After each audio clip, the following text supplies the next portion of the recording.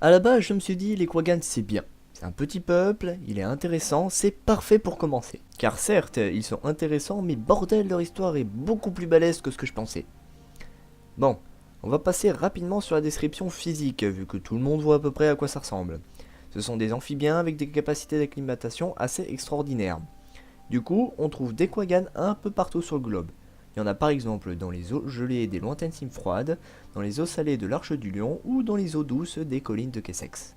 Ce sont des créatures normalement paisibles et qui ont même adopté un mode de vie pacificateur, évitant le plus possible les conflits. Malgré ça, il leur arrive de devoir se battre et il se passe alors un étrange phénomène qui provoque chez eux des mutations. À part ça, c'est un des peuples les plus humbles et respectueux et c'est probablement ce qui les rend aussi attachants.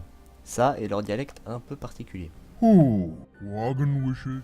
Jamais de pronom possessif et des phrases toujours ponctuées d'un son en OU. Oh, Mais ce son a l'air d'avoir une signification permettant oh, par exemple d'exprimer des sentiments. Et finalement sur leur histoire il plane encore quelques mystères. On sait que la race des Quaggan est originaire de la mer d'élémentation et que suite à de violentes attaques Krayt, ils ont tous émigré vers les terres.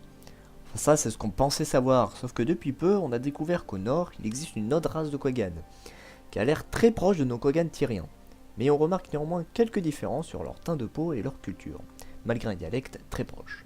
oh. Donc, eh ben mystère. Peut-être une migration bien antérieure à celle provoquée par les Krayt ou le métabolisme Quaggan qui s'est peut-être modifié très rapidement. Pour l'instant, on ne sait pas. Mais pour revenir sur nos Quaggan tyriens, ils se sont dispersés un peu partout dans le monde par petites colonies, chacune régie par un Varonos. Enfin, en gros, le Varonos, c'est un Quaggan qui dirige le village. Et c'est probablement à l'image des Makisios, qui étaient la famille royale qui gouvernait avant l'invasion des Krayt. Mais bon, ils furent malheureusement tous tués par les Krayt.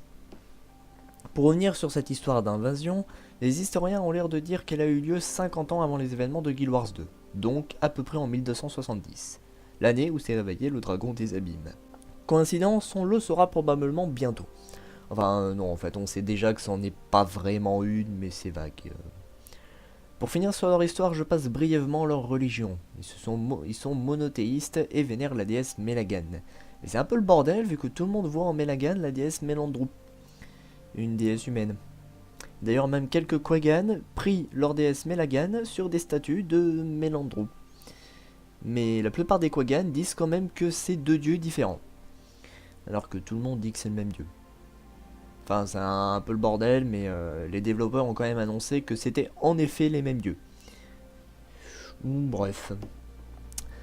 Avant de nous quitter, je vais vous donner quelques noms de Quaggan importants.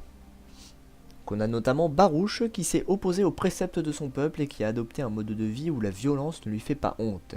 Il fut alors gentiment exilé et il vécut solitaire de nombreuses années. Jusqu'à ce que le pacte ait besoin de lui, depuis, il s'est battu contre Zaitan et Mordremoth. Drobert, c'est un pauvre Quaggan qui fut pris en traître par Mordremoth dans les cimes sèches. Ce Quaggan il a rien de particulier, mais il me fait bien marrer, pendu à son espèce de... Enfin, à une liane. Kokoshu, un japonais.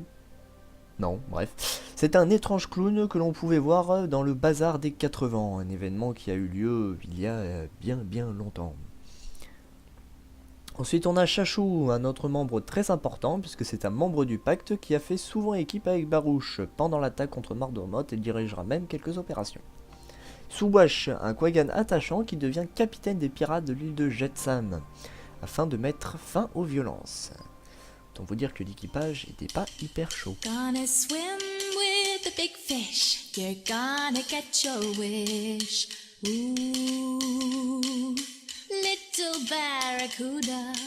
When you awake, Quaggans will be here and there'll be a crab cake just for you. Gonna swim with the big fish. You're gonna get your wish.